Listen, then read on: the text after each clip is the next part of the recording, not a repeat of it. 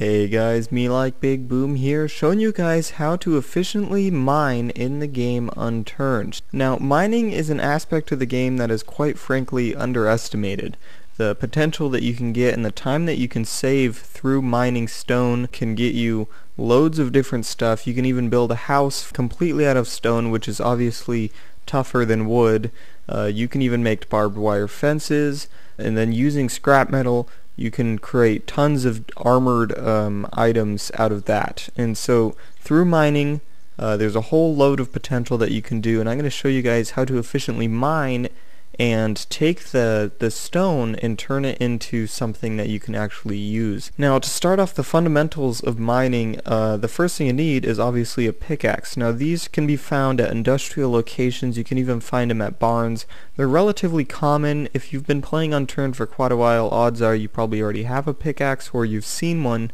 But first off, you gotta find yourself a pickaxe. Once you do, you gotta find these boulders. Now, normally they will spawn on the side of steep hills, and they will usually spawn in clumps like this, no more than 3. It's actually pretty rare to find a big group like this. An easy way to find these boulders is by getting up onto high ground and looking around. So from here I can see that there are 2 boulders over there, 2 boulders here, and if I look around a bit more, I think there'll be some more boulders over there. Anywhere that you see gray on the side of a hill, there will usually be large boulders that you can mine. So there's a boulder there and a boulder there.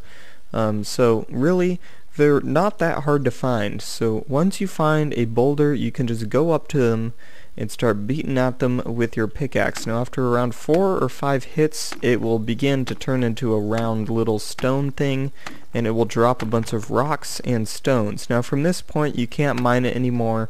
It's done, and it will drop 2 different kinds of things. It will drop rocks, like this.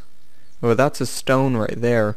But this big clump, those are rocks, and these small ones are stones. Now, you can't really do anything with rocks, but the stones is the good stuff. But what's nice about the rocks is that you can take those rocks and turn them into stones, which are the actual usable stuff.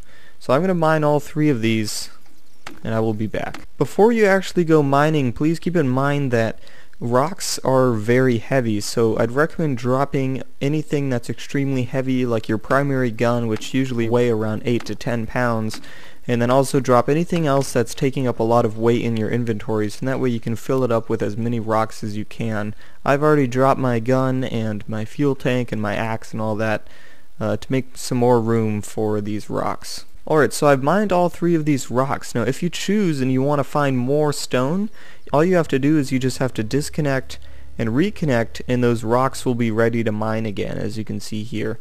So I can go up to these and start mining them again, but my inventory is full. I probably can't grab much more. So if you want to find more than that, you don't actually need to go searching for more rocks. You can just disconnect and reconnect, and it will respawn those. But that is, of course, if you're playing single player. If you're playing multiplayer, then the server has to restart. So once you've collected all your stone, we're going to go up to a campfire, and we'll get started there. Now, first off, stones are actually needed to make a campfire in the first place. If you take 4 sticks and 4 stones, you can make yourself a campfire.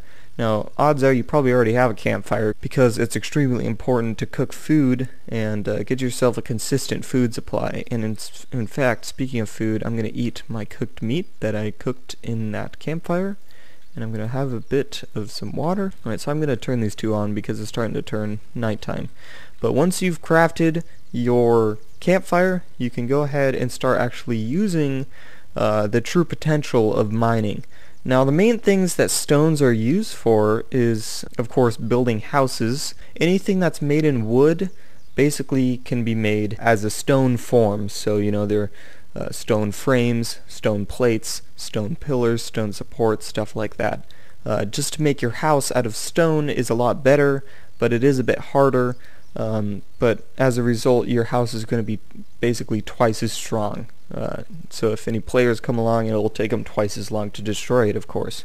But for this video, I'm going to be mostly focusing on the metal side of things with this. So I'm going to turn this stone, and by clicking the fire and using it, I can smelt this stone into scrap metal. So I'm going to do that. I'm going to turn all my stone into scrap metal, like this.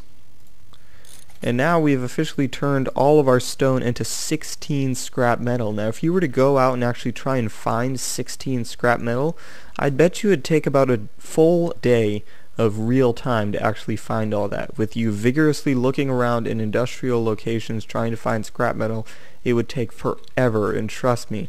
Now scrap metal is actually in high demand. You can use it to make metal doors, metal lockers, metal shutters, metal shields, all sorts of extremely high armor stuff. So for this specific scenario, I'm going to take this scrap metal and I'm going to turn it into barbed fences, which is an extremely efficient way of creating defenses for your base. Now these barbed fences kill players and zombies in one hit. One hit. So they're extremely dangerous. I mean, if I were to walk into that, I would instantly die, and that would suck. But then again, players and zombies who are trying to attack my house, the same goes for them. Making barbed fences is an extremely expensive process. It requires a lot of metal and a lot of sticks, but with this mining, it makes it a lot faster. So what I'm going to do is I'm going to start taking this scrap metal and using this handsaw,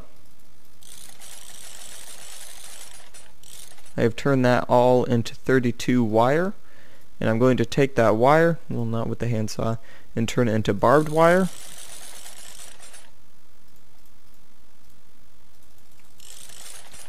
And now I can actually place down this barbed wire, but a lot of times I accidentally stepped on barbed wire because it's down on the ground and it's harder to see, and a lot of times it won't kill zombies on their first hit. So I'm going to take wooden supports and barbed wire, and it will take to barbed fence, and that's a lot easier to see, and also it kills zombies faster. So I take all that, and I've got myself some barbed fences, and I'm going to start placing these around my garden for some extra defense. Now they don't snap together, which is good and bad. It allows you to place it in a circular formation, which is a lot more efficient rather than a square. But then again, for OCD, if you're actually wanting to place it in a straight line, no matter how hard you try, it'll always end up being all crooked and stuff. So I mean, this one was all right, but you can see how it's kind of curved around.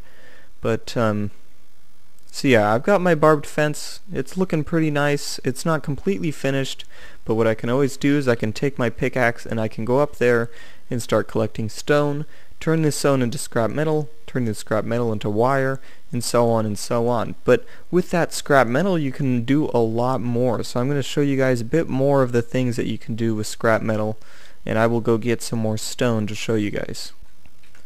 Alright, so I've collected a lot more stone, and I'm going to turn it all back into scrap metal. Alright, so I have myself some scrap metal. Now by taking it and just putting it into the crafting menu by itself, you get nails. If you choose to set it on the fire, you can make some bolts, which are relatively useful for making doors. Now if I choose to craft that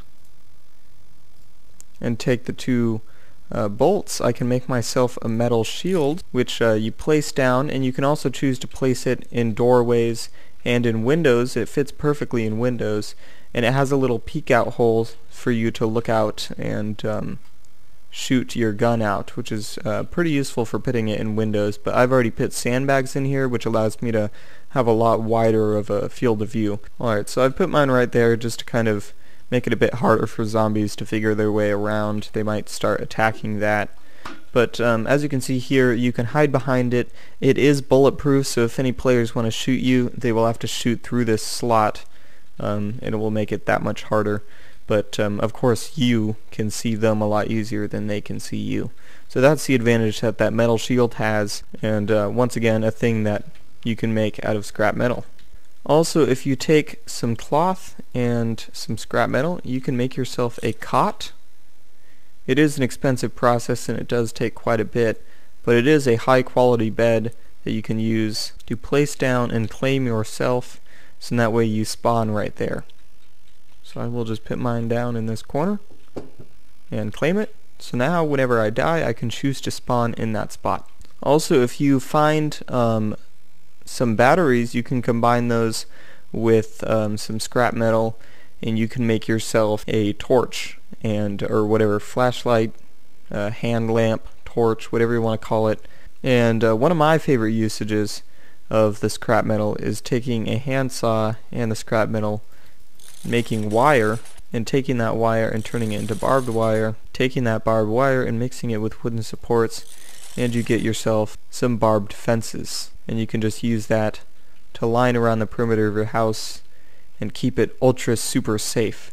And also, if you want to, you can combine this fence with some more scrap metal and it will turn it into an electric fence. And if it's in a generator's distance, it will electrify all of these. And it's very cool, and I guess it just does extra damage for those who walk into that fence. So that's the basics to mining and the things that you can do with stone.